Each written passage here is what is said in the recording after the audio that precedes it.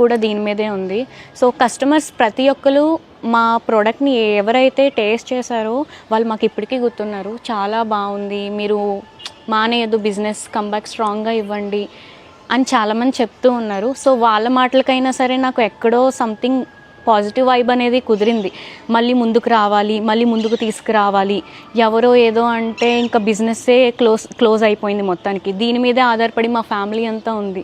So ఖచ్చితంగా ముందుకు తీసుకురావాలి అని నాకైతే అనిపించింది. స్టార్టింగ్ ఈ ఇష్యూస్ జరిగిన నేనైతే ఏమనుకున్నానంటే, బిజినెస్ పోయింది కదా, ఫైనాన్షియల్గా ఇల్లు గడవాలి, ఇల్లు మెయింటైన్ అవ్వాలి అంటే సరే పోనీ జాబ్కి వెళ్ళిపోదామా, జాబ్కి వెళ్ళిపోతే మా సిస్టర్ని మా మదర్ని ఒక్కరే అయిపోతారు, వాళ్ళని చూసుకోవడానికి నేను ఖచ్చితంగా ఉండాలి.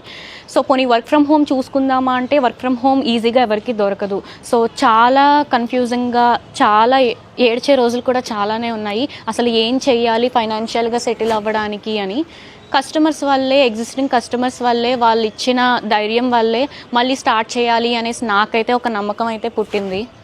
మా డాడీ బ్రతుకున్న టైంలో ఏమనేవారంటే, ఈ బిజినెస్ ఎవ్వరూ మన మధ్యలో ఇన్వాల్వ్ అవ్వకుండా, ఎలాంటి ప్రెషర్ లేకుండా చక్కగా 2-3 years వెళ్ళిపోతుందమ్మా అనేసి అన్నారు. కానీ నాకు అప్పుడే అర్థం అవ్వాల్సింది ఆ మాట. మనం ఎంతైతే ఎదుగుతామో దాన్ని చూసి కొంతమంది ప్రోత్సహించే వాళ్ళు ఉన్నారు, కొంతమంది తొక్కేసేవారు కూడా ఉన్నారండి.